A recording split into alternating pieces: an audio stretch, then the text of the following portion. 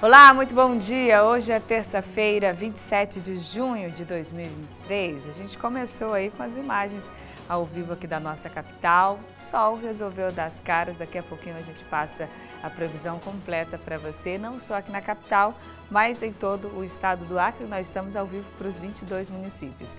E aqui no Bom Dia Acre hoje, você vai ver que gestores municipais e do meio ambiente do estado participaram de um encontro em Rio Branco para discutir a previsão de um período crítico de seca no estado. O encontro reuniu mais de 20 secretários municipais e gestores do meio ambiente do estado. Durante o evento foram apresentadas ações de comando e controle e planos estaduais que estão sendo executados. Os senadores da Comissão Parlamentar de Inquérito, que apura a atuação de organizações não governamentais da Amazônia, vão colher nesta terça-feira os 3 primeiros depoimentos de pessoas convidadas para falar na comissão. Vamos falar também da campanha nacional de imunização contra a influenza, que ainda tem uma cobertura vacinal muito preocupante em todo o estado, de apenas 26%. E um dos reflexos disso é o grande número de internações causadas pelas síndromes respiratórias. Em Rio Branco, a cobertura vacinal contra a influenza é de 35%, número também muito abaixo do mínimo de 90% estabelecido pelo Ministério da Saúde. Olha, bora preparar o bolso, porque a partir de 1º de julho vem aumento nos preços da gasolina e do álcool. O governo federal retoma no próximo sábado a cobrança integral do PIS e da COFINS sobre esses combustíveis. Se de um lado a Petrobras ela reduz o preço do combustível que vai ser fornecido, por outro lado o governo vai e volta a reonerar o combustível com o aumento da alíquota do PIS e COFINS. Hoje no Bom Dia Acre, nós também vamos bater um papo com o procurador Igor Souza sobre empregabilidade, situação de assédio e preconceito que a população LGBTQIA+ enfrenta no mercado de trabalho. Para participar, você pode e deve enviar suas perguntas no 99211 2930. Ainda hoje aqui no Bom Dia tem os destaques do G1, as vagas oferecidas pelo Cine e também as notícias do esporte acreano com Kelton Pinho. Tudo isso e muito mais você acompanha a partir de agora, porque o Bom Dia Acre de hoje já está começando.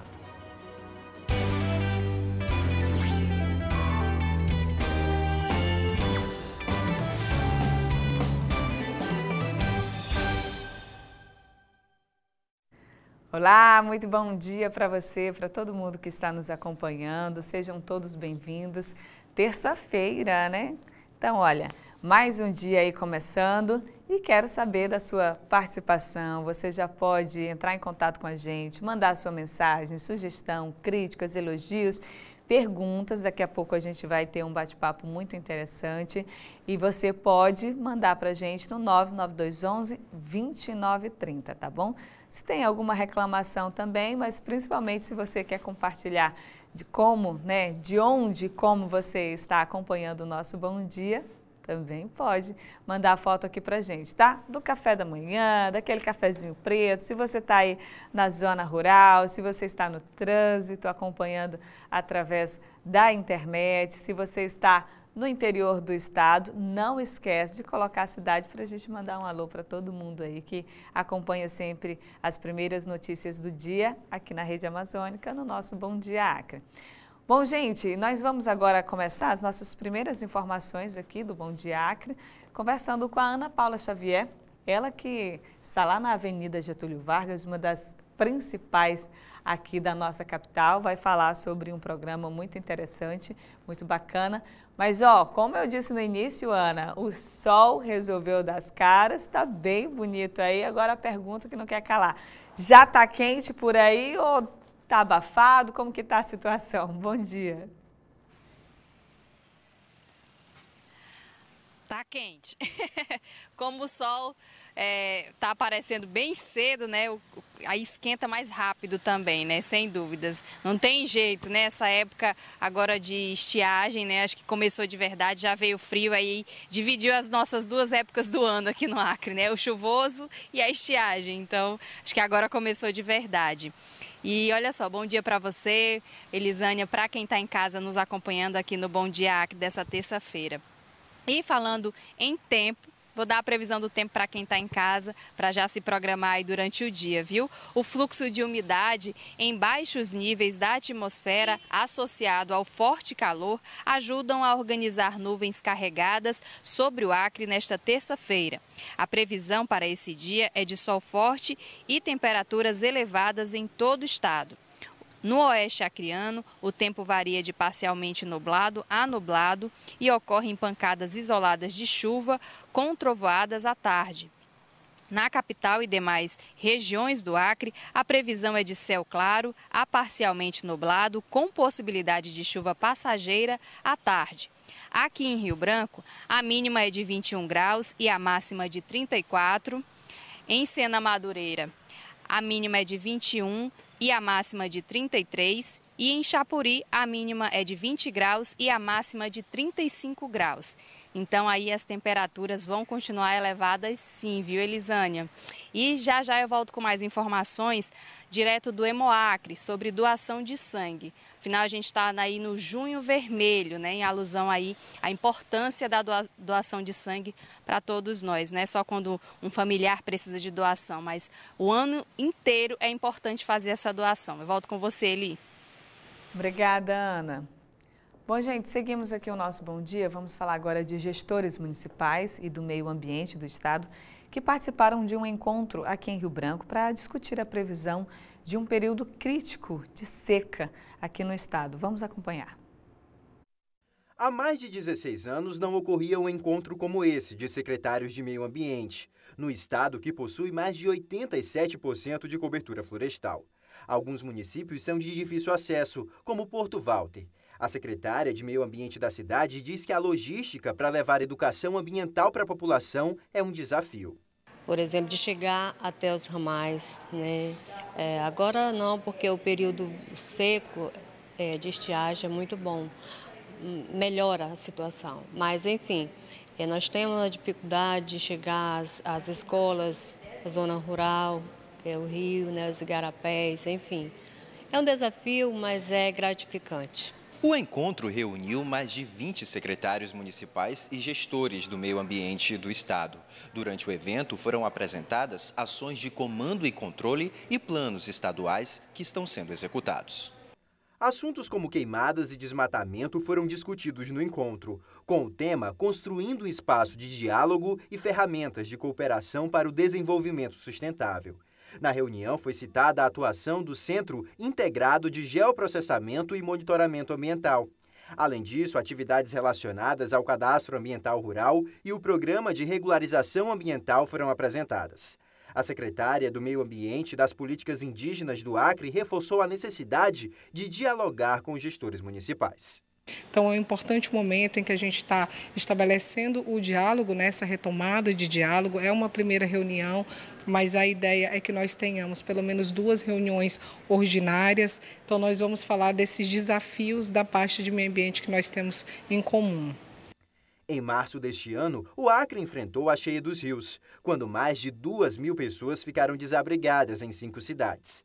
Agora, a Secretaria de Meio Ambiente alerta sobre um período crítico de seca. E há sim uma previsão de que nós vamos ter um período crítico, né, de seca dentro do estado. Geralmente quando você tem um evento extremo, como nós tivemos, né, da cheia, né, a possibilidade de você ter esse outro evento extremo da seca é muito grande. Realmente, pela análise de dados, nós teremos um período de seca, o que corrobora para o desmatamento e para a queimada, né? Fica um ambiente propício. Mas nós atuaremos assim, com a fiscalização e com o monitoramento, né?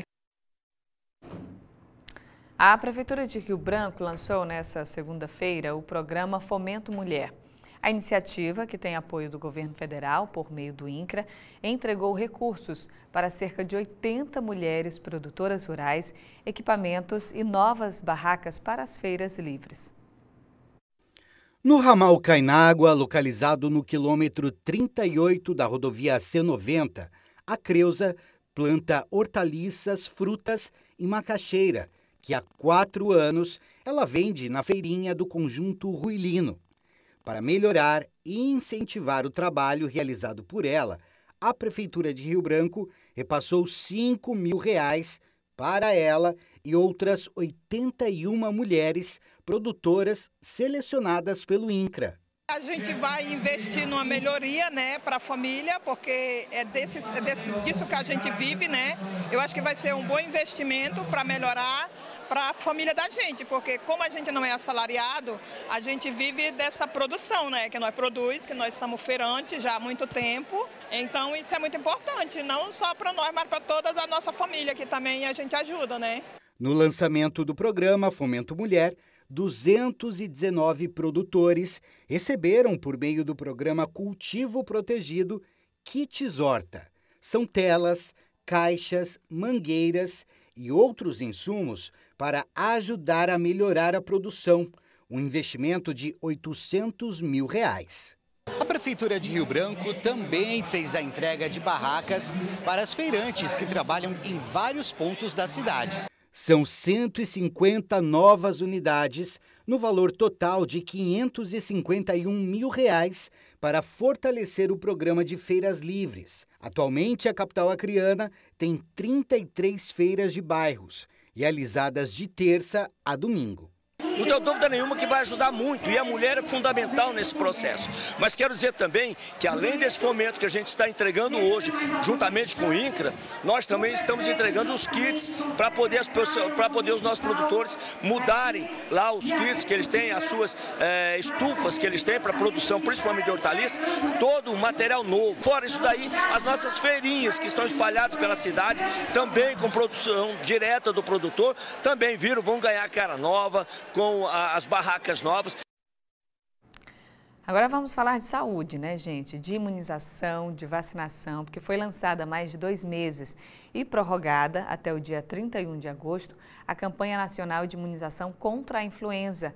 Ainda tem uma cobertura vacinal muito preocupante, especialmente aqui no estado, né, com 26%.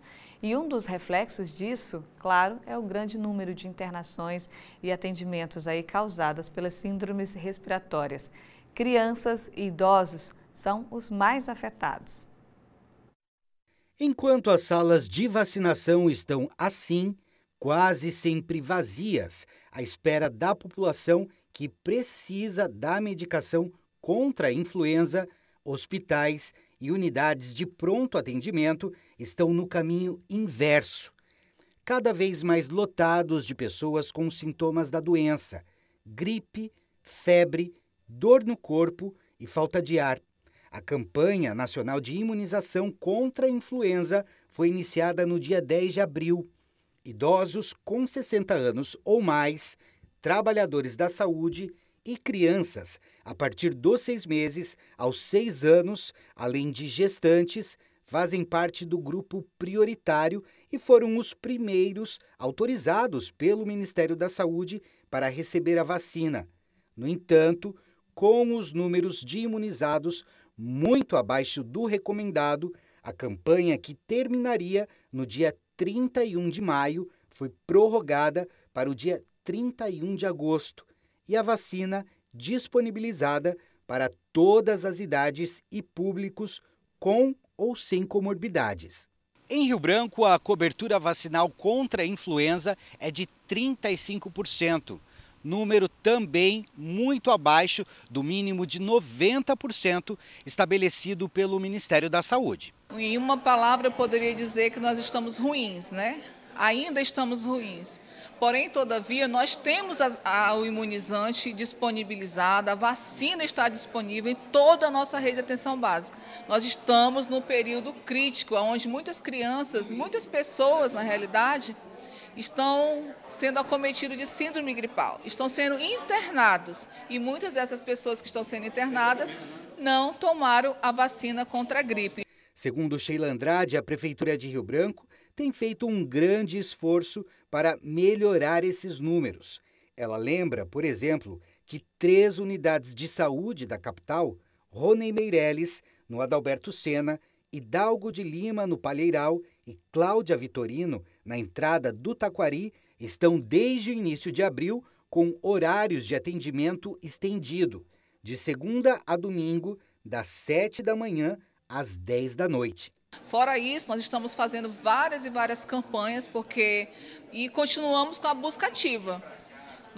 Toda a nossa equipe está indo em todas as escolas municipais, já fechamos, vacinamos todo o pessoal da PM e agora nós vamos vacinar o pessoal da Polícia Civil e assim sucessivamente. A gente está indo nos grupos tentando vacinar cada vez mais. O quantitativo de crianças com gripe é muito grande, então fica esse alerta. E espere agora a sua criança ficar curada e procure uma unidade de saúde para se vacinar. Bom, gente, nós acabamos de receber informações aqui, repassadas, né, pela Secretaria de Saúde do Estado, sobre a taxa de ocupação diária do Hospital Infantil.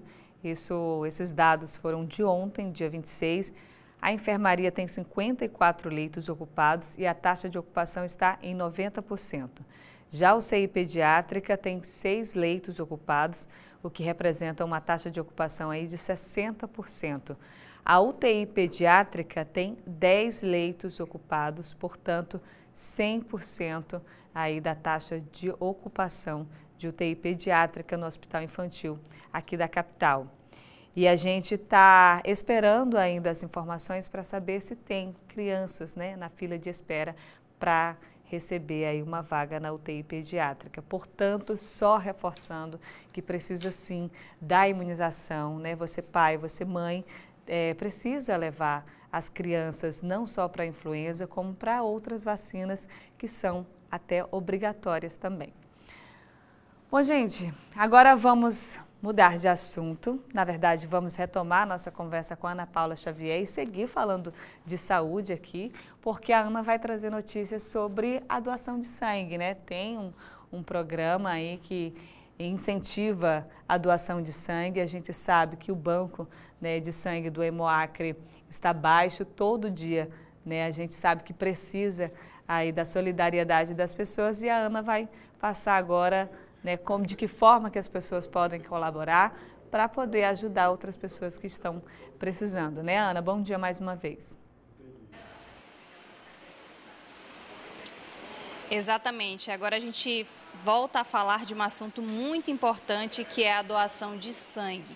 A gente está aí no Junho Vermelho, que é o mês em alusão ao Dia do Doador, ao Dia Mundial do Doador de Sangue. E a gente está aqui com a Késia Nogueira, que é gerente de assistência do Hemoacre, e vai falar para a gente sobre essas doações e sobre a importância. Késia, muito bom dia, obrigada pela sua participação. Fala para a gente como que estão os estoques de sangue aqui do Hemoacre. Bom dia a todos os telespectadores. O nosso estoque, ele é bastante dinâmico, né? Eu poderia dizer nesse momento que o nosso estoque está estável, está muito bem, porém 5 minutos depois, todo o nosso estoque pode ser demandado, ser solicitado e não termos mais como atender. Por isso, a necessidade constante da presença dos nossos doadores aqui no Hemocentro para realizar sua doação de sangue e realizar esse ato de solidariedade. Késia, quantos doadores o Hemoacre tem hoje fixo, assim, pessoas que a gente pode contar, que o Hemoacre pode estar entrando em contato e dizer assim, a gente está precisando do seu ato de amor para fazer essa doação? São os chamados doadores fidelizados, né? Aquela pessoa que realiza acima de 2 doações num período de 12 meses. Hoje nós podemos dizer que nós temos em torno de 5 a 6 mil doadores fidelizados, o que é considerado um número muito pequeno, né? Nós deveríamos ter em torno de 80 doações dia. Tem dias que nós temos 8, né? No geral, nós temos em torno de 30, 35 doações dia. Então, a necessidade, como eu mencionei anteriormente, ela é constante da presença dos nossos doadores, né? Nós gostaríamos até de convidar você que está aí nos assistindo para realizar a sua doação. Se programe, coloque na sua agenda. Nós estamos aqui todos os dias, de 7h30 da manhã às 18 horas, inclusive nos feriados, nos sábados, à disposição para atender os nossos doadores. Você reserva aí em torno de 40 minutos todo o processo do seu dia e você sai daqui com aquele sentimento de que você está ajudando até 4 vidas. Kézia, e muita gente, infelizmente, ainda tem muita dúvida sobre a doação de sangue. Quem pode ser um doador de sangue em potencial? Porque a gente sabe que precisa passar por uma triagem, é uma ação muito séria, né? Precisa ser investigada aí como é que a pessoa está de saúde. E aí, quem é que pode ser um doador em potencial?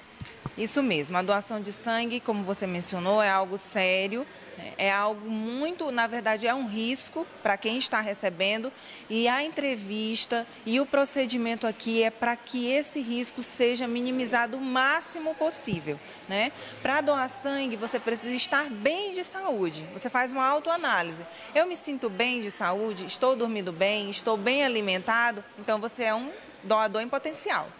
16 e 17 anos, precisa estar acompanhado do responsável legal. 18 anos, apresenta um documento oficial com foto, passa pela entrevista e realiza sua doação. Certo, Kézia. E quais os horários, né, para fazer essa doação? A gente sabe que existem algumas campanhas durante o ano, mas durante todo o ano a gente pode fazer doação. Em que horários? Os horários são de 7h30 da manhã às 18 horas. Nós estamos, inclusive, no horário de almoço. Certo. E, Kézia, e com relação aos municípios, vocês levam esses atendimentos aos municípios para fazer essas doações também? Como é que funciona isso? Nós temos alguns municípios parceiros, inclusive esta semana nós estaremos na próxima quarta-feira e quinta-feira no município de Acrelândia, comemorando aí o Junho Vermelho. Queremos convidar todos os moradores do município de Acrelândia para participarem desse ato de solidariedade. E nós estamos também em outros municípios, Senador Guiomar, Capixaba, Bujari, Vila do Incra, estamos nesses municípios também. A gente falou sobre os doadores em potencial, mas aí também tem os impedimentos, né? Tem os impedimentos temporários, por exemplo. E uma das novidades desse ano é a alteração sobre quem fez tatuagem, né? Eram 12 meses e agora reduziu esse prazo, é isso mesmo? Isso. Quem fez tatuagem, piercing, nós passamos durante a entrevista, é avaliado o local, nós fazemos as perguntas aos doadores em relação ao local e estando apto, estando tudo ok, esse prazo ele é reduzido, né, de 12 meses para 6 meses. Isso mesmo. Kézia, então aproveita para fazer aquele chamamento, né, para as pessoas. A gente sabe que muitas vezes o doador, ele começa a doar porque um parente, né, precisou, um amigo precisou de uma doação e aí já é uma situação mais grave, né, quando envolve a gente emocionalmente. Mas reforça, né, esse convite para a pessoa ser doadora, mesmo que seja por uma pessoa desconhecida, um doador voluntário. Nós temos uma frase clichê, né? Doe sangue, salve vidas. E realmente é isso.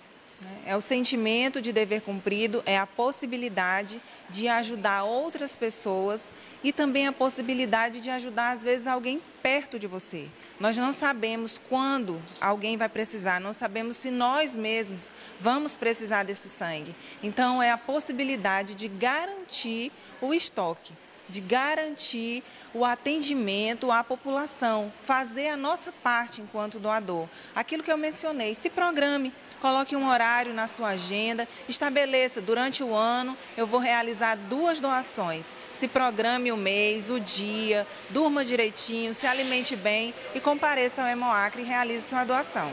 Kézia, você falou de estoque e nesse sentido, todos os tipos sanguíneos são importantes, né? Então, não tem essa... a pessoa está precisando do tipo A, B ou C, D, não interessa o tipo de sangue, todos são importantes. Todos os tipos sanguíneos são importantes, né? Não existe isso, o O positivo é mais importante, o O negativo é mais importante.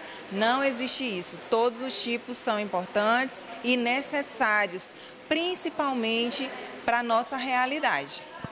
Tá certo, Kézia, muito obrigada, viu, pela sua participação. Então é isso, é reforçar a importância da doação de sangue para todo mundo, viu, gente? Se você tem condições, tem boa saúde, como a Kézia aqui frisou, faz a tua triagem, se programa, vem para cá e faz essa doação desse gesto de amor. Eu volto com você aí no estúdio.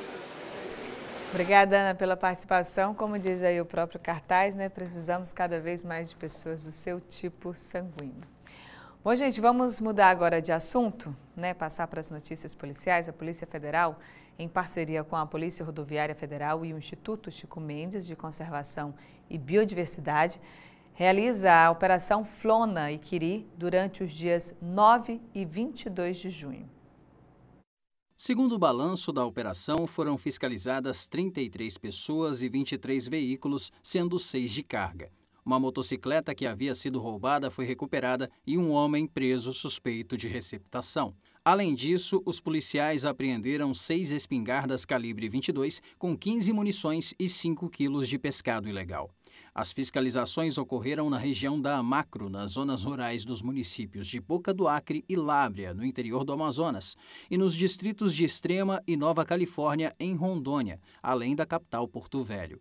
O objetivo principal foi combater as atividades de extração legal de madeira e grilagem de terras públicas, na região da Unidade de Conservação da Floresta Nacional do Iquiri.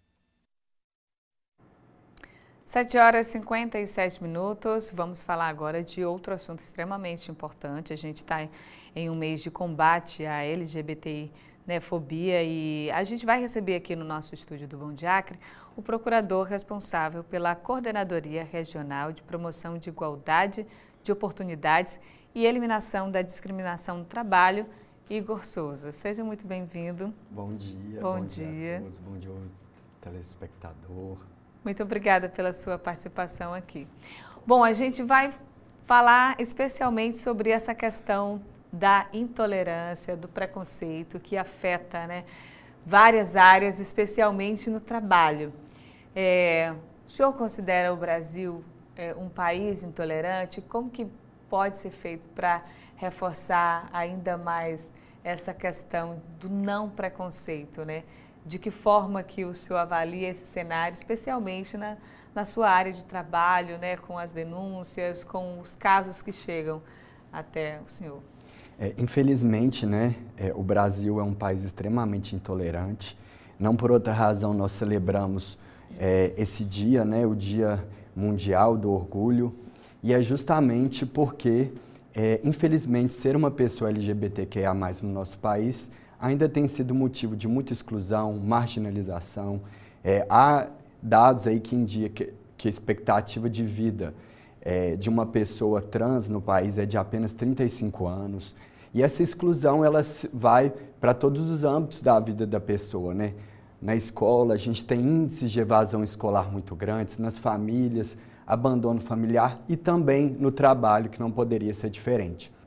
Há estimativas, né, que indicam, de acordo com a Associação Nacional das Pessoas Trans e Travestis, que indicam que hoje quase 90% das pessoas trans estão em situação de prostituição, excluídos do mercado de trabalho formal.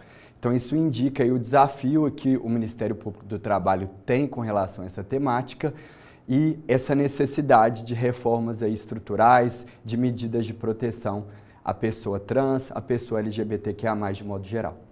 Bom, o senhor estava falando de dados aí, né? Esses números que, infelizmente, poderiam ser muito melhores, mas a situação não é diferente, especialmente na empregabilidade, né, dessa comunidade LGBTQIA+.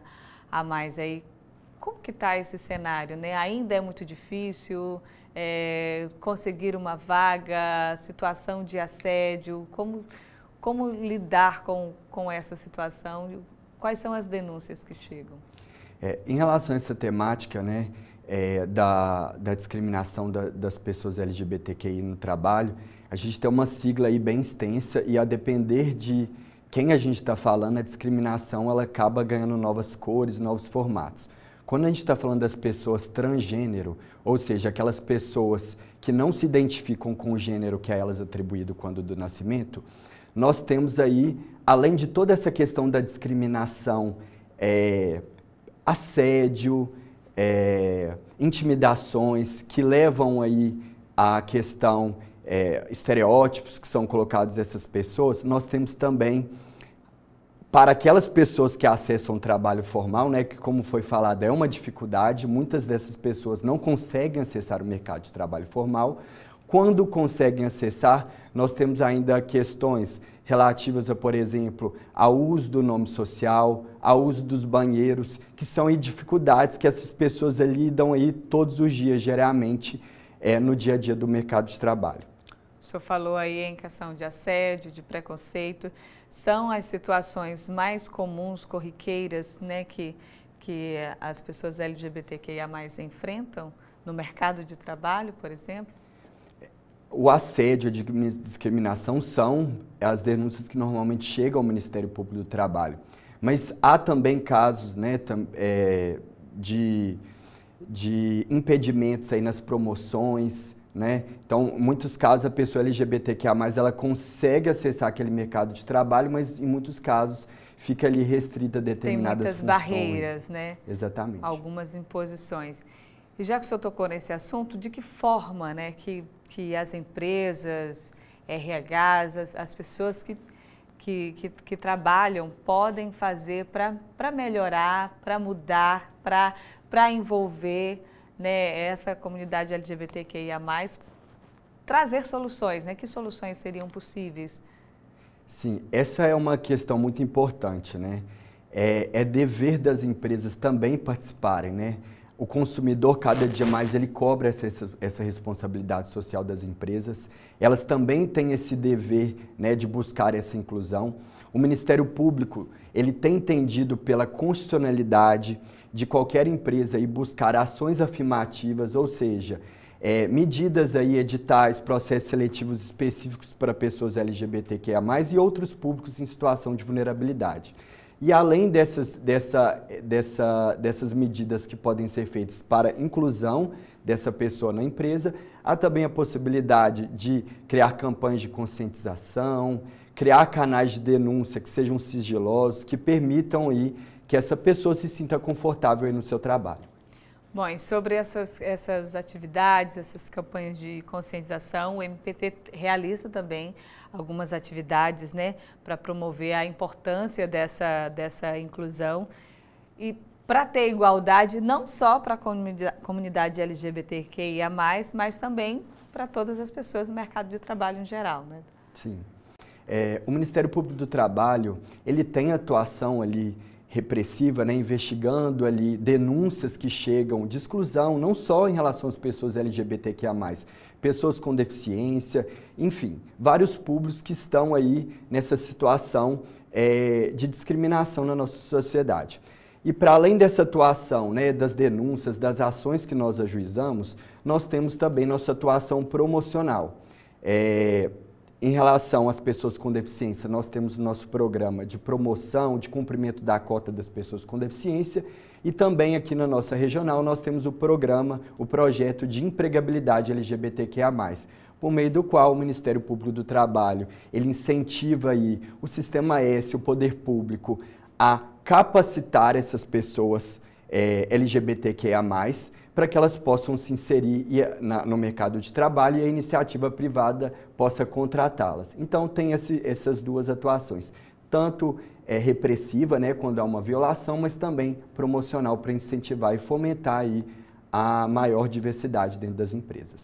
E ter um ambiente de trabalho inclusivo, acolhedor, é super importante para você ter o seu crescimento, o seu desenvolvimento profissional, para todo mundo no geral, não é? Exatamente. Quando a gente tem um meio ambiente de trabalho ali que ele respeita a diversidade, que ele é acolhedor, o empregado, o trabalhador de modo geral, ele se sente até mais confortável para realizar suas atividades, ele tem ali um acréscimo de produtividade, porque quando a saúde mental ela existe ali naquele ambiente de trabalho, certamente vai haver a maior produtividade, a maior, um ambiente de trabalho ali acolhedor para todos. Bom, e se essa realidade não for, né, a que a gente deseja, não for acolhedora, se sofrer assédio, algum tipo de preconceito, se tiver violação aí dos direitos trabalhistas, gostaria que o senhor, né, esclarecesse as pessoas que estão nos acompanhando, não só LGBTQIA+, mas também todas no geral, o que pode ser feito em relação a isso? Em caso A Constituição ela garante o direito ao acesso, à permanência, à promoção dentro do trabalho. Então, toda pessoa que se sentir violado esse direito pode realizar uma denúncia para o Ministério Público do Trabalho, pode acessar, e tanto presencialmente, né, na nossa sede do Ministério Público do Trabalho aqui no Acre, na rua Rio Grande do Sul, número 275, no bairro Dom Giocondo, mas também pelo nosso site, pelo nosso portal do Ministério Público do Trabalho aqui no Acre e também por meio do aplicativo MPT Pardal. Então, em caso de violação, não hesite, traga essa denúncia, traga aí o máximo número de provas que conseguir, documentos e tudo que puder contribuir para a maior celeridade dessa investigação por parte do Ministério Público do Trabalho. Perfeito. Procurador, muito obrigada mais uma vez. As portas estão sempre abertas aí para quando o senhor quiser compartilhar suas informações e esclarecer também o nosso público, tá bom? Bom dia para o senhor. Bom dia, eu que agradeço.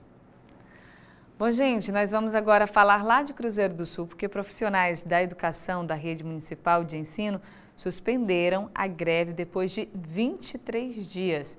E quem conta mais detalhes para a gente é a repórter Raíza Lima. Depois de quase um mês com as atividades escolares suspensas, os alunos da rede municipal de ensino do município de Cruzeiro do Sul retomaram as salas de aulas nesta segunda-feira. A categoria e o Sindicato dos Trabalhadores em Educação do Acre, com núcleo no município, cobrava da Prefeitura da cidade a aplicação do reajuste do piso salarial de quase 15%, anunciado pelo Ministério da Educação no início do ano. Segundo o CTA, que a greve está suspensa até setembro, com a condição de que o acordo seja cumprido até esse período. E até lá nós temos outros pontos importantes também que nós vamos ficar acompanhando. Inclusive a criação de uma comissão para acompanhamento dos repasses do Fundeb, mas também a sua aplicação, porque isso é o que vai viabilizar as condições de nós poder atender também os nossos servidores de apoio administrativos que nessa proposta de agora não foram contemplados e poder melhorar o salário dos nossos professores de contratos temporários. A Prefeitura da cidade já tinha apresentado 2 propostas, mas as 2 foram rejeitadas em assembleia. Uma terceira proposta foi feita pela Prefeitura na sexta-feira e aceita pela categoria que decidiu suspender a greve na cidade. A gente vai discutir com a categoria, com os diretores lá, o planejamento, mas a gente vai ter que ir além deste ano, vai para terminar em janeiro, porque anteriormente eles já tinham decidido não ter aula ao sábado, porque a aula ao sábado é muito cansativo e a gente tinha já feito esse planejamento. Agora a gente vai retomar essa semana já para fazer um planejamento, outra vez na outra semana, com os gestores para ver novamente o calendário letivo. São 8h09, agora chegou aquele momento da nossa conexão da CBN Rio Branco com o BDA, o Bom Dia Acre. E o Richard Laureano já está aqui, né? Saiu do estúdio, veio para outro estúdio para poder atualizar o nosso público também aqui na televisão, né? Não só no rádio. Então, bom dia. Isso mesmo. Bom dia, Elisânia. Bom dia para quem nos acompanha aqui no BDA. Uma boa terça-feira para todo mundo. Vamos falar de casamento coletivo e não é o da Expo Acre, é outra oportunidade, viu? Mais uma. Mais uma, exatamente. Então, ó, o pessoal que está fugindo, parece que tem coisa aí o universo está conspirando contra, hein? Está conspirando contra, não tem mais como fugir. Mas o Tribunal de Justiça aqui do Acre anunciou que a partir de hoje, terça-feira, estarão abertas as inscrições para o casamento coletivo, que vai ser realizado na edição do Projeto Cidadão no bairro Calafate. Os interessados devem ir até o ônibus do Projeto Justiça sobre Rodas, que vai ficar estacionado a partir de hoje, lá na Praça Raimundo Melo, próximo à Igreja São Miguel, ali no bairro do Calafate. Mas fiquem atentos, porque são apenas 100 vagas, tá? Então, o tribunal informou que o ônibus vai ficar à disposição até o dia 30 de junho, que é a próxima sexta-feira, ou até que sejam preenchidas totalmente essas vagas, caso aconteça antes da data. O casamento coletivo, para a gente lembrar, ele é destinado preferencialmente àqueles casais com hipossuficiência financeira. A data prevista para a realização dessa cerimônia é no próximo dia 14 de julho. E nunca é demais falar dos documentos que são necessários para quem quiser casar dentro desse projeto. Para os noivos solteiros, certidão de nascimento original, comprovante de endereço, RG e CPF. Para os noivos divorciados, certidão de casamento original com a averbação do divórcio, a cópia do processo ou da sentença desse divórcio, o comprovante de endereço, RG e CPF. E já para os noivos menores de idade, ou seja, entre 16 a 18 anos incompletos, certidão de nascimento original, comprovante de endereço, a presença dos pais portando RG e CPF, todos esses documentos devem estar sempre legíveis e devem ser apresentados tanto original como uma cópia de cada um. Então não esquece, a partir de hoje, no bairro Calafate, 100 vagas para o casamento coletivo que acontece no dia 14 de julho. Para os menores de idade, corre que dá tempo, né? Gente, eu não sou antirromântica, tá? Elisânia, não destrua sonhos. Não deixa eu quebrar a cara sozinho, né? Mas enfim, mais alguma? Tem pautas do dia, né? Vamos falar de coisa séria? Do dia, exatamente. Hoje é terça-feira, é dia de saúde. Vamos falar de diabetes, que ontem foi o Dia Mundial do Diabetes, mas como a terça é o nosso dia de saúde, vamos falar desse assunto, esclarecer todas as dúvidas com especialistas lá na nossa bancada, falar sobre assunto que muitas vezes é um mito para muita gente, o que é verdade, o que não é dentro do mundo aí do diabetes. Acompanha com a gente 8h30 na 98,1 FM, no portal cbnamazônia.com ou pelo YouTube no canal CBN Amazônia. Perfeito, então. Te espero amanhã, tá? Tomara que não seja com mais casamento coletivo. Já chega, vamos dar um tempo, né, gente? Então tá bom, Richard. Obrigada. Obrigado, Elisânia. Volta lá para a CBN, que daqui a pouquinho, quando eu terminar, eu tô lá ligadinha, então, sintonizada na 98.FM, viu, gente? Isso aí. Boa terça-feira para você, para todo mundo e até amanhã. Para você também. Bom, gente, agora são 8h13. Você continua aí, porque daqui a pouco a gente volta aqui no nosso Bom Dia Acre. Tem os destaques do G1, a gente tem as notícias lá de Brasília. Vamos falar também sobre oportunidade, né, as vagas oferecidas pelo Cine. E claro, é aquele tempinho que você tem para poder tirar uma foto e mandar pra gente aqui no Bom Dia, tá? 99211-2930. Daqui a pouquinho eu estou de volta, fico te aguardando.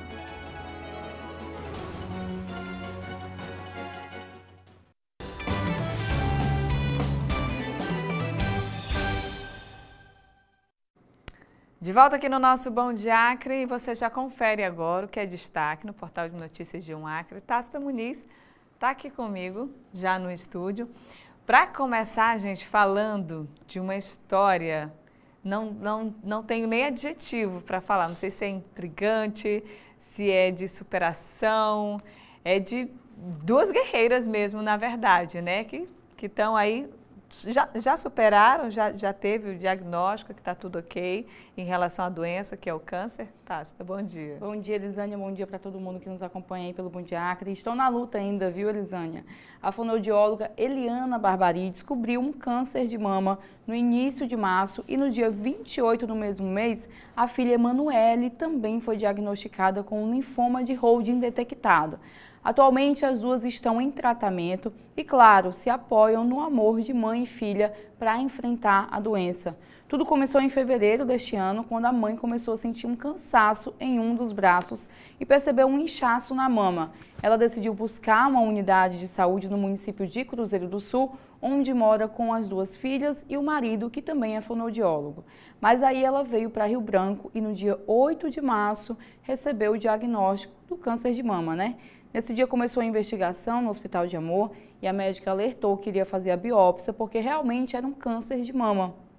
Além do impacto da notícia, quando ela retornou a Cruzeiro do Sul, Eliana percebeu que a filha, Emanuele, que tem 18 anos, apresentava uma tosse forte e insistente, né?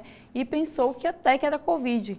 Só que ao buscar exames, foi preciso fazer um raio-x que detectou que a jovem tinha o tumor. E foi assim que 20 dias depois de tomar conhecimento de que tinha um câncer, Eliana também teve que lidar com o diagnóstico da filha. E enquanto a Eliana aguardava respostas sobre a própria saúde, ela permaneceu apoiando a filha.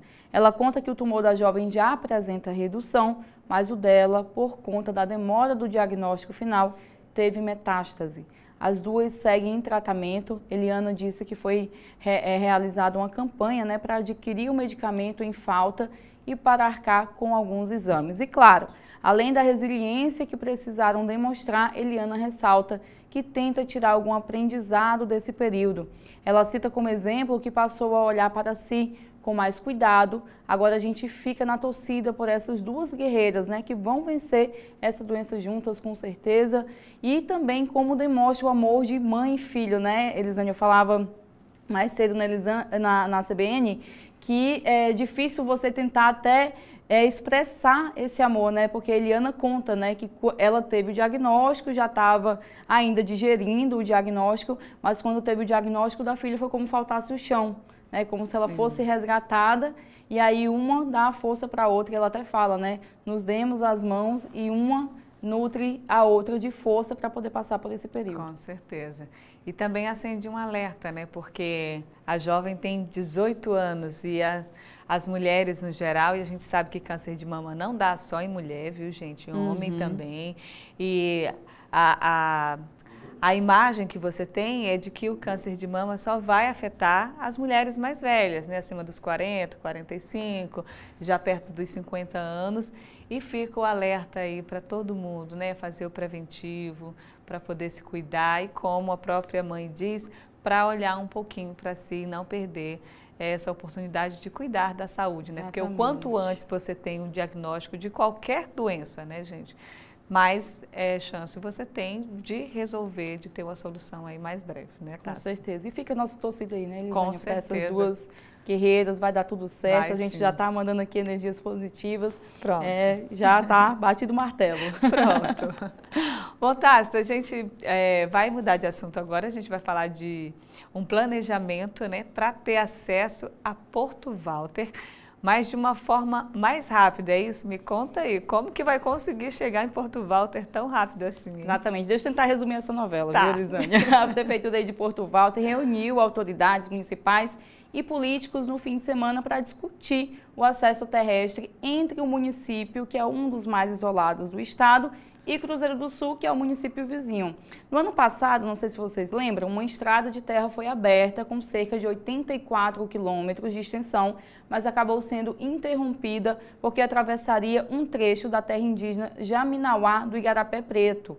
Com a interrupção, a gestão municipal busca um trajeto alternativo e afirma que durante a audiência foi definido que o Departamento de Estradas e Rodagens do Acre, o DERACRE, vai iniciar estudos para garantir um trajeto que desvia o território. O prefeito do município, César Andrade, classificou a construção de uma estrada na região como necessidade e afirma que a interligação com o restante do estado é um interesse de todos. E olha, Elisânia, antes do acesso ser aberto em 2022, era preciso cruzar o Rio Juruá em uma viagem que dura de 3 a 5 horas para chegar ao município. Em caso de barcos e balsas transportando mercadorias, o percurso pode levar até 2 dias, dependendo do nível da água. A construção havia reduzido esse tempo para 4 horas e meia. Agora vamos acompanhar para ver se de fato esse trajeto alternativo vai sair do papel. É importante a gente lembrar também que mesmo esse acesso que foi feito, logo que abriu teve aquela confusão que um monte de gente ficou atolada, né, gente? Porque é um acesso de barro, então quando chove, no verão ok, dá de ir de boa, mas quando chove, o pessoal passa perto, viu? Então precisa realmente, quando a gente fala de estradas aqui na Amazônia, a gente sempre chama a atenção dessa questão do estudo, da análise, como a gente viu, tem terra indígena ali no entorno, então precisa realmente ser debatido com a sociedade, então fez muito bem o poder público fazer uma audiência, né, para poder analisar todos esses lados. Exatamente, porque além dos territórios indígenas, tem que ter um estudo do solo também, porque o nosso solo parece que é diferente de todos, né? Então, quando chegou algum sereno, algum pingo d'água ali, já era. Então, você tem que ter muito cuidado para não realmente ficar preso. Inclusive, ano passado a gente até noticiou que algumas pessoas ficaram com os carros atolados lá. Precisaram ser resgatadas, né? Exatamente. Então, né, né? Com aperto. Com certeza. Porto Walter, Marechal Tamaturgo, Jordão e Santa Rosa do Purus. São os 4 municípios que só têm acesso. São desafios aí da logística, né, do nosso estado. Exatamente. Bom, vamos ficar na torcida aí, né? Porque com certeza o pessoal do Juruá vai gostar muito. Com certeza. Tudo que vier facilitar, mas com responsabilidade, né? Todas as construções precisam ser planejadas e estudadas. Sim.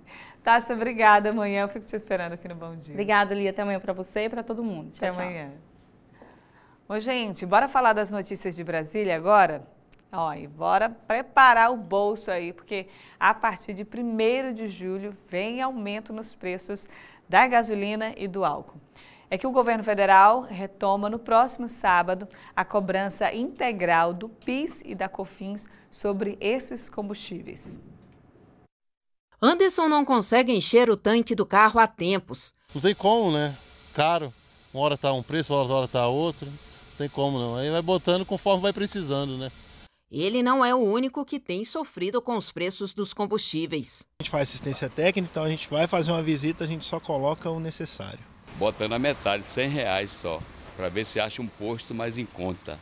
E quem deixar para abastecer a partir do próximo sábado, dia 1º, deve encontrar a gasolina e o álcool pelo menos 22 centavos mais caros.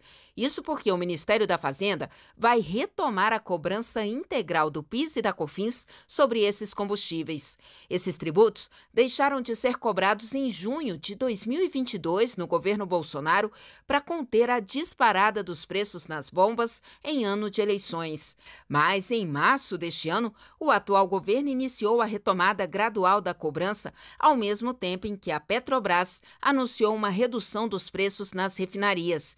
E agora, o governo promove novo ajuste no PIS e na COFINS para retomar a cobrança como era antes da desoneração. Se de um lado a Petrobras ela reduz, né, o preço do combustível que vai ser fornecido, por outro lado o governo vai e volta a reonerar, né, o combustível com o aumento da alíquota do PIS e COFINS.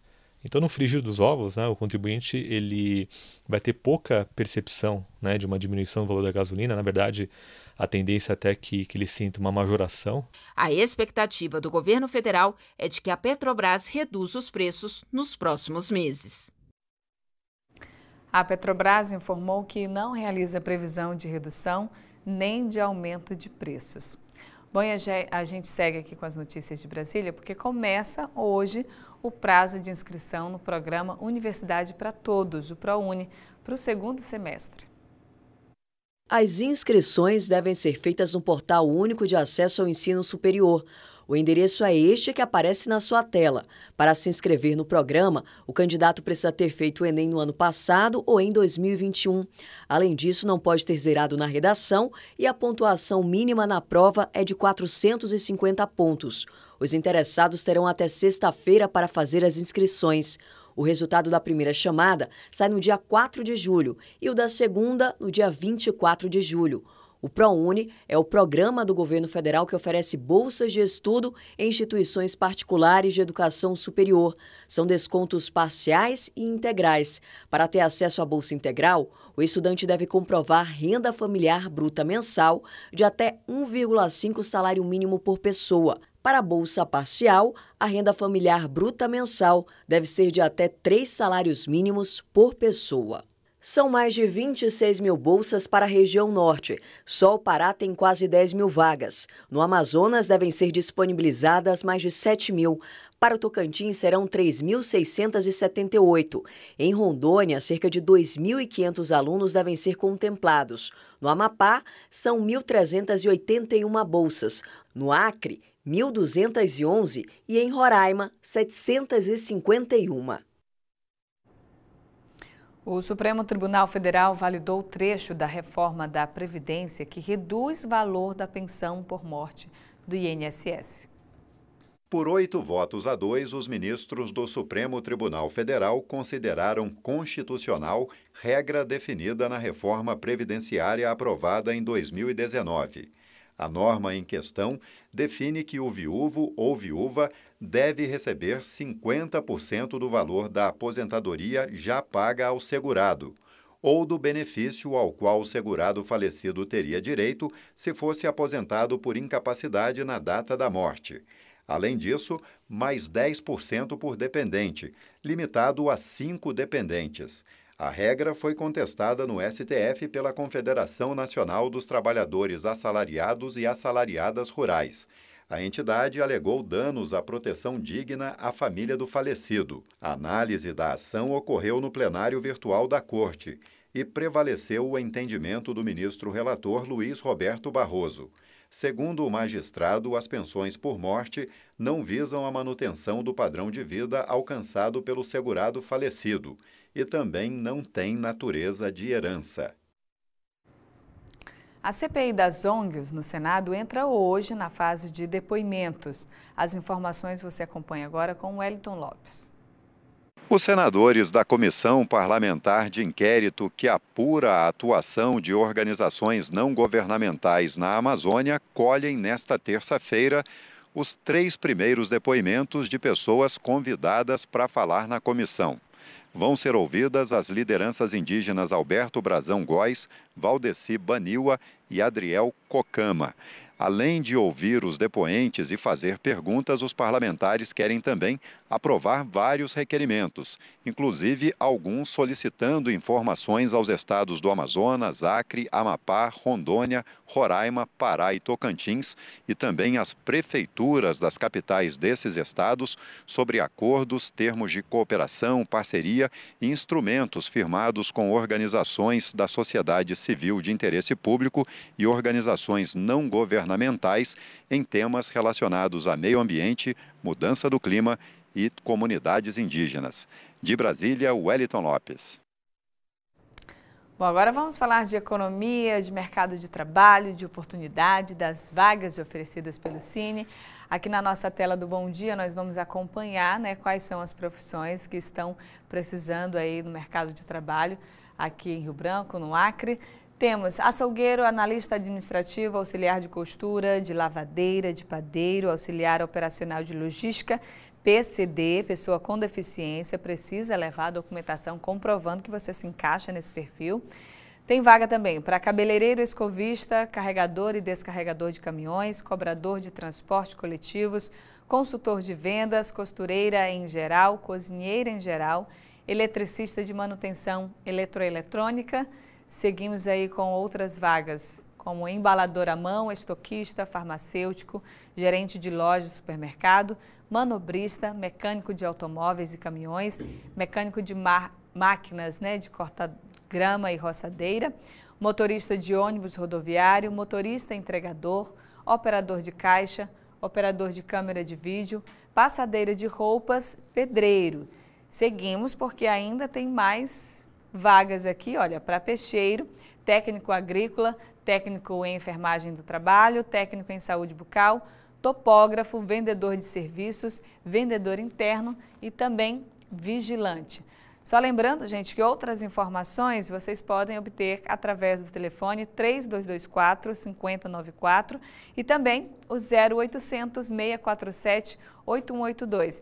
E para saber o número de vagas disponíveis, você pode acessar o nosso portal G1 Acre. Bom, agora a gente vai para o intervalo, tá? Rapidinho, porque no próximo bloco a gente vai falar de Arraial, festa junina.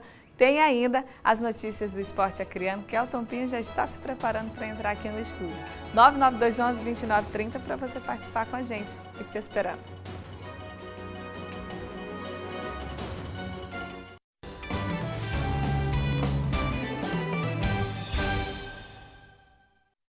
Estamos de volta aqui no nosso Bom Dia Acre e é hoje, viu, gente? Começa o Arraial Cultural da Gameleira e a repórter Agatha Lima esteve lá para acompanhar os preparativos para a festa. Veja. Isso mesmo, hoje começa o tão esperado Arraial Cultural, de realização aí da Fundação Elias Mansur, e eu estou aqui. Quem vai contar pra gente o que vai ter aí nessa programação é o presidente, Minoru Quimpara, que vai contar, explicar pra gente o que vai estar rolando por aqui. Obrigada pela sua participação. Explica pra gente o que vai estar acontecendo nesse tão esperado Arraial. Muita diversão.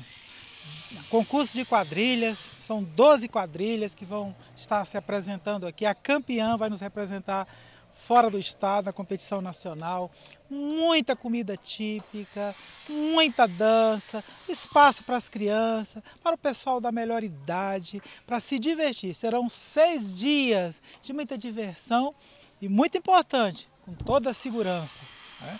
Nosso governador Gladys Cameli pediu que nós cuidássemos desse evento, fizéssemos com o maior carinho, com a maior dedicação. Agora só tem sentido isso tudo se vocês vierem, usufruir. Venham, não percam essa oportunidade. Estamos fazendo com muito amor, como eu disse, com muito carinho e com muita dedicação para que vocês tenham 6 dias maravilhosos. Começa hoje, às 5 horas da tarde e vai terminar no domingo, hein? Uma sequência direta. Venham! Professor, cada dia vai ter uma programação aí diferente? Exatamente. Hoje nós vamos começar com a escolha do casal, né? Casal caipira, casal mirim. Nós vamos ter essas participações. Aí todos os dias teremos a apresentação das quadrilhas, teremos a apresentação aí de 22 bandas locais. Está cheio de eventos maravilhosos. Vocês não podem perder bingo. São tantas coisas boas que a gente até perde. Vários espaços aí dos folguedos, enfim, espaço para as crianças, de brinquedo, pessoal da economia solidária aí, inclusive o pessoal aí com as barracas típicas mesmo, a cara do nosso estado, em respeito à cultura da nossa querida população. Eu queria que você falasse para a gente como que estão aí as expectativas para esses 6 dias de festa. Muito boas. Gamileira já é um local bastante conhecido. Nós decidimos fazer aqui porque é mais fácil o acesso, é melhor também para a segurança. A gente está esperando a expectativa. Acho que no primeiro dia começa aí com umas 4, 5 mil pessoas, mas até o último dia a gente chega a 10 mil pessoas aí por dia, se Deus quiser, para vocês usufruírem desse espaço maravilhoso que está sendo preparado para vocês. Queria que a gente, para encerrar, o senhor fizesse aí um convite, novamente um convite para chamar a população. Gente, olha, nós estamos preparando com tanto carinho, com tanto amor, com tanta dedicação. Espaço, arraial, palco, música, festa, só tem sentido se vocês vierem. São vocês que vão dar o brilho, vão trazer a poesia, a magia, a diversão, o alto astral. Venham, nós estaremos aqui de braços abertos, com o coração aberto, para receber cada um de vocês. Tá ótimo, obrigada, presidente. Então é isso, toda uma programação esperando por você aí de casa. O convite está feito e agora é só vir aproveitar. Eu volto com você aos estúdios. É isso, gente, tá feito o convite, hein? 8h37, a gente vai mudar de assunto agora, vamos falar de esporte. Kelton Pinho já está aqui comigo no estúdio. Já pulou quadrilha, Keltinho? Não. Não? Eu já ia te falar assim. Só assistir mesmo. O Keltinho é o tipo de atleta que ele só gosta de jogos, de atividades sentado, né? Tipo xadrez. Eu jogo futebol também, só não gosto da quadrilha mesmo. Não que eu não goste, né? Eu nunca pulei a quadrilha. Eu era a primeira. Quando chegava o primeiro dia de aula, eu já estava. Quando vai ser a festa junina? Ana Ria. Enfim, mas é bom também para atividade física. Mas vamos deixar a quadrilha de lado? Vamos lá. E vamos falar aí do Sub-20, porque tem notícia aí, boa, ruim. É isso aí, vamos lá então, Elisane. A rodada, 7ª rodada, abertura da 7ª rodada hoje no estádio Florestão em Rio Branco, 2 jogos do Campeonato Acreano Sub-20. Primeiro jogo aí entre Galvez e Independência. O Galvez tenta retomar a liderança do campeonato, né? Tinha folgado na última rodada, agora vai em busca de vencer o Independência para subir para a primeira posição novamente, né? O Galvez está na 3ª posição com 11 pontos, o Andirá é o líder com 14, só que se o Galvez vencer, o Galvez fica na frente do Andirá nos critérios de desempate. O outro jogo é entre Plácido de Castro e Sena Madureira. Sena Madureira aí que está na 5ª posição com 8 pontos. Se vencer, finalmente vai entrar aí no G4, né, do Campeonato Acreano Sub-20. Isso porque o Vasco aí, o primeiro time dentro do G4 tem 10 pontos. Então se o Sena Madureira vencer, chega a 11. Tanto o Plácido de Castro como o Independência estão em situações parecidas ali na tabela. Os dois times tentam vencer também para se aproximar do G4. Campeonato Acreano Sub-20 aí se aproximando dessa reta final da primeira fase. Esses times precisam vencer aí para não continuar com chances reais aí de classificação para as semifinais. Então tá, vamos falar agora de outro desafio aí, desafio dos pequenos gigantes. Pequenos gigantes. É Onde isso aí. Que vai ser? Quanto que vai ser? É isso aí, é de jiu-jitsu. O segundo desafio, Pequenos Gigantes de Jiu-Jitsu, vai ser realizado no próximo dia 27 de agosto, lá no mini ginásio do SESI, aqui em Rio Branco, as inscrições estão abertas. O interessante desse desafio, Elisânia, é que é destinado para alunos de projetos sociais. Então, somente alunos de projetos sociais podem participar desse segundo desafio Pequenos Gigantes. Tem taxa de inscrição, né? São 3 lotes, as inscrições vão até o dia 20. E aí o Walter Combate, ele que está organizando essa competição aí em parceria com outros apoiadores, vai estar promovendo essa competição aí com premiação para os 3 primeiros colocados, né, das categorias. Então é uma competição bem bacana para movimentar o esporte, né, nessa modalidade de jiu-jitsu, principalmente destacando aí quem participa de projetos sociais, que são muitos aqui no nosso estado, em Rio Branco também. Então tem muitas escolinhas, né, muitos projetos sociais de jiu-jitsu também participando, promovendo, né, esse esporte, né, e agora tem a oportunidade de participar aí do segundo desafio de Pequenos Gigantes. Vamos continuar falando aí de jiu-jitsu, porque tem aí os acrianos também que vão participar de um campeonato fora aqui do estado. Já participaram, inclusive, foram 4 acrianos que participaram, a gente vai falar sobre isso agora. Foi o Open Fortaleza de Jiu-Jitsu, foi realizado no último final de semana. A gente teve a participação de 4 acrianos, 2 deles conquistaram medalhas. O Wellington Lopes ficou com a medalha de ouro na categoria Master 2, aí até 70 quilos, né, ele que é faixa roxa, e o Thomas Bryan disputou aí na categoria adulto, ele conquistou a medalha de bronze. Então 2 medalhistas aí para o Acre nessa competição lá em Fortaleza. A gente teve a participação de outros atletas, o Sávio Lucas, ele que é participante de um projeto social em Sena Madureira, ele caiu na primeira fase, né, foi eliminado logo na primeira fase, não conquistou nenhuma medalha, e o outro também que participou foi o Brenner Caetano, ele chegou a chegar nas quartas de final, mas também foi eliminado da competição. Então o Wellington Lopes e o Thomas Bryan aí como medalhistas nessa competição que ocorreu no último final de semana em Fortaleza. Tirando o Thomas Bryan, os outros 3 era a primeira vez que eles estavam participando de competições, né? Então, normal, né, Elisânia? Que às vezes não consiga, né, de primeira conquistar um grande resultado. O Thomas, que inclusive ele já tem participações no cenário internacional, ele é mais experiente, né? Ficou com a medalha de bronze. Mas os outros, pela primeira vez, acontece, né? Fica de experiência e nas próximas, com certeza, aí vão ter a oportunidade de estar participando novamente de outras competições, quem sabe com melhores resultados aí. Ajuste os detalhes para a próxima competição, né, Keltinho? Bom, antes de encerrar aqui o nosso tempo rapidinho, você tem novidade aí sobre o Arena da Floresta? Arena da Floresta, o Ministério Público, Elisânia, abriu um procedimento aí de investigação para investigar o porquê que foi gasto cerca de R$500 mil na pintura da Arena da Floresta.